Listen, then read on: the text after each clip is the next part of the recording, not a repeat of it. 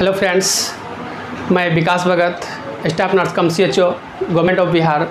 आज मैं आप लोगों को बीच एक ऐसा वीडियो लेकर आया हूँ नर्सिंग फील्ड, मेडिकल फील्ड वाले के लिए, जो कि हर कोई को जानना बहुत बेहद ज़रूरी होता है। जिसमें हम आज का टॉपिक डिस्कस करने वाले हैं नीडल स्टिक इंजरी, मीन्स की NSI, नीडल स्टिक इंजरी। जब भी हम किसी पेशेंट का केयर करने जाते हैं, जब किसी पेशेंट को हम सिरिंज से या नीडल से इंजेक्शन लगाते हैं, तो उनके बाद जब रिकेपिंग का टाइमिंग आता है या फिर हम डिस्कार्ड करने जाते हैं नीडल को, सिरिंज को, तो उस टाइम में होता क्या है हम लोग के साथ परेशानी कि नीडल जो होता है हम लोग को फिंगर में चुभ जाता है रिकेपिंग करने के टाइम में। सो इससे टॉपिक पे हम वीडियो बनाने आए हैं आप लोगों के बीच, आप लोग को जागरूक करने के लिए, आप लोग को हिदायत बरतने के लिए कि आपको किस तरीके से क्या करना चाहिए, क्या नहीं करना चाहिए। सो आप लोग इस वीडियो में बने रहे। यदि मेरे चैनल को सब्सक्राइब नहीं किए तो प्लीज़ सब्सक्राइब करके बेल आइकन दबा दें, ताकि आपको नेक्स्ट वीडियो का नोटिफिकेशन आपके नोटिफिकेशन बॉक्स में मिल जाएगा। Thank you. Now I discuss about the NSI, means की नीडल स्टिक इंजरी, जिसमें कि हम लोग देखेंगे व्हाट इज NSI। NSI क्या होता है? NSI मीन्स की एक प्रकार का ट्रॉमा होता है। ट्रॉमा कैसे होता है? जब एक्सीडेंटली पंचर हो जाता है by the needle in skin, तो कहलाता है NSI। इसमें हम लोग आज इस टॉपिक के बारे में पूरी गहराई से जानेंगे। तो यह एक जनरल घटना है, इंसिडेंस होता है हॉस्पिटल लाइन के स्टाफ नर्स के साथ, डॉक्टर्स के साथ, पैरामेडिकल्स के साथ, यहाँ तक कि लैब टेक्नीशियन एंड आपका कोई भी प्रकार के मेडिकल फील्ड के टेक्नीशियन होते हैं, उसमें ये प्रॉब्लम आती है। मैं बताता हूँ कि इस वीडियो के अंदर में हम आप लोगों को क्या क्या बताने वाले हैं। तो पहला बताएंगे व्हाट इज NSI, जो कि मैं अभी बता चुका हूँ। NSI क्या होता है? जब एक्सीडेंटली नीडल प्रिक होता है हमारे स्किन में, तो वो कहलाता है NSI, मीन्स की नीडल स्टिक इंजरी। और दूसरा इसमें बताएंगे कि इसमें डिवाइस कौन कौन से इन्वॉल्व होते हैं। और तीसरा पॉइंट इसमें बताएंगे where it can be, means की यह कहाँ कहाँ हो सकता है। और चौथा पॉइंट होगा who is more at risk, कौन इसमें मोर सबसे ज़्यादा रिस्क में होते हैं, चाहे वो नर्स हो या डॉक्टर हो या लैब टेक्नीशियन हो या फिर आपका पैरामेडिकल स्टाफ है। उसमें बताएंगे कि कौन सबसे ज़्यादा इसमें एट रिस्क होते हैं। और चौथा पॉइंट बताएंगे रिस्क ऑफ इन्फेक्शन, इसमें रिस्क क्या क्या इन्फेक्शन का होने का चांसेस है। तो उसके बाद हाउ टू रिड्यूज NSI, कैसे हम रिड्यूज करेंगे, घटाएंगे इस चीज़ को, इससे कैसे बचाव किया जा सकता है, उसके बारे में भी बताएंगे इस वीडियो में। और बताएंगे कि व्हेन इट अकर्स, कहाँ ये हो सकता है। इसमें कौन कौन से डिवाइस इन्वॉल्व होते हैं NSI में।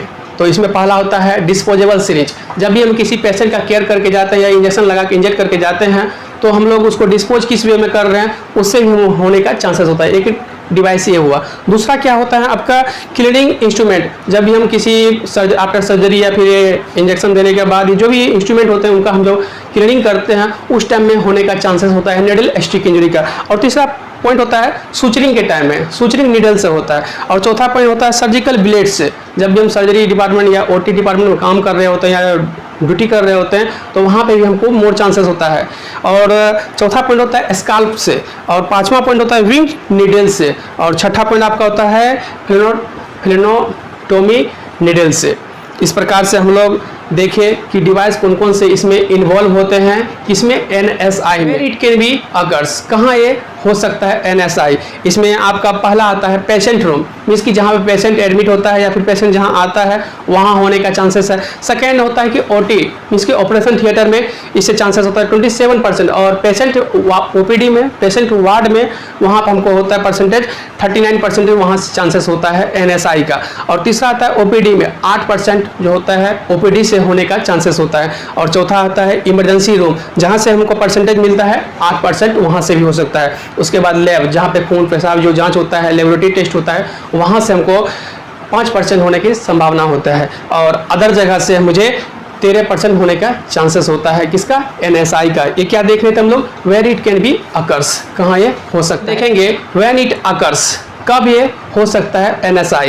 तो इसमें होता है क्या कि जब हम पेशेंट को ट्रीट करने जाते हैं, जिसकी इंजेक्शन लगाने के लिए इंजेक्ट कर रहे होते हैं, जब विड्रॉल करते हैं ब्लड का सैंपलिंग के लिए, उसके बाद रिकेपिंग के टाइम में, जैसे ये रिकेपिंग हुआ, जैसे हमें ब्लड ड्रॉ किया या फिर इंजेक्शन लगाया, उसके बाद जब रिकेपिंग करते हैं, इस प्रोसेस से करते हैं, तो इसमें हमको चांसेस होता है निडल प्रिक होने का फिंगर में। उसके बाद बायो वेस्ट जो हैंडल करता है हैंडलर, उसके बाद हाउस कीपिंग जो इस देख रेख करते हैं, सफाई करते हैं, उसमें चांसेस होता है। और एडमिनिस्ट्रेशन इंजेक्शन के टाइम में निडल प्रिक होने का चांसेस होता है, NSI होने का चांसेस होता है। देखेंगे इन्फेक्शन मीन्स की रिस्क ऑफ इन्फेक्शन क्या है NSI का, तो इसमें ज़्यादा चांसेस आपका HIV से होता है, हेपेटाइटिस से होता है, हेपेटाइटिस B, हेपेटाइटिस C, और उसके बाद ये जो होते हैं HIV 0.03% चांस होता है NSI से होने का, और हेपेटाइटिस जो होता है वो 30% होता है, और हेपेटाइटिस C जो होता है वो भी आपका 3 से 10% चांसेस होता है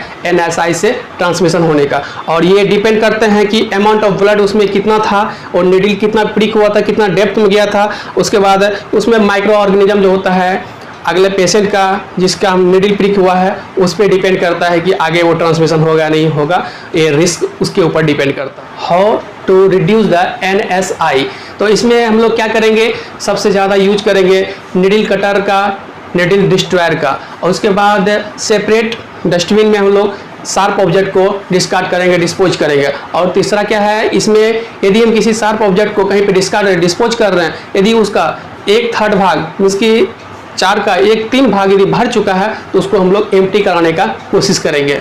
इस प्रकार से हम लोग NSI से रिड्यूस करा सकते हैं। लोग देखेंगे मैनेजमेंट ऑफ NSI, यदि NSI हो जाता है, यदि किसी स्टाफ को, किसी पेशेंट मीन्स नर्सेस को या फिर डॉक्टर्स को, फिजिशियन को, मीन्स की मेडिकल स्टाफ के किसी भी मेंबर को हो जाते हैं NSI, तो उसका मैनेजमेंट क्या होगा, उसमें हमको क्या करना चाहिए, क्या नहीं करना चाहिए, वो इस बारे में अभी हम जानेंगे। इसमें जानेंगे कि जैसे निडल कहीं प्रिक होता है तो सबसे पहला काम होना चाहिए हम लोग का कि सबसे पहले रनिंग वाटर में अपने फिंगर या उंगली का कोई पार्ट जहाँ पे हम निडल चुभा है उसको रनिंग वाटर से वॉश करेंगे। दूसरा क्या करेंगे, हायर अथॉरिटी को इन्फॉर्म करेंगे। इसमें कोई भी एंटीसेप्टिक या भी कोई भी क्रीम या डिटॉल वगैरह सब हम लोग इस्तेमाल नहीं करेंगे। इसमें हम लोग इसे बचने के लिए इसका management PEP post exposure prophylaxis use करेंगे as according to doctor order.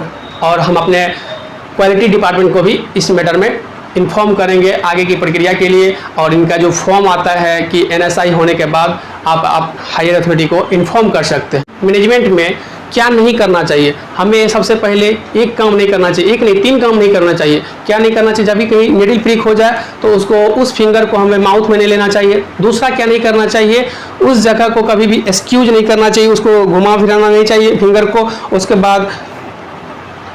बाद हमको वहाँ पे क्या करना चाहिए, एंटीसेप्टिक या भी कोई बिटाडिन या सॉल्यूशन वहाँ पे नहीं लगाना चाहिए। इस प्रकार से हम इस चीज़ को बचे। अब देखेंगे हम लोग who is more at risk, means की इससे सबसे ज़्यादा कौन रिस्क में होते हैं हॉस्पिटल लाइन में, मेडिकल फील्ड में। तो सबसे ज़्यादा इसमें होते हैं नर्सेस होते हैं। नर्सेस कितना परसेंटेज इसमें होता है, 43% जो होता है नर्सेस इससे सफ़र करते हैं, किससे, NSI से, निडल स्टिक इंजरी से। और फिजिशियन 28% और 1% होते हैं डेंटिस्ट, इससे प्रभावित होते हैं, रिस्क में होते हैं। और टेक्नीशियन 15% और 3% हाउस कीपिंग स्टाफ होते हैं।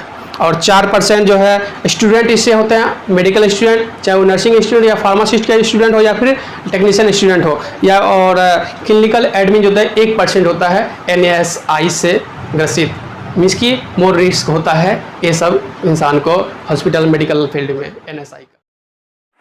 Thanks for the watching my video. यदि वीडियो अच्छा लगा तो प्लीज़ लाइक, कमेंट, शेयर जरूर करें। Thank you.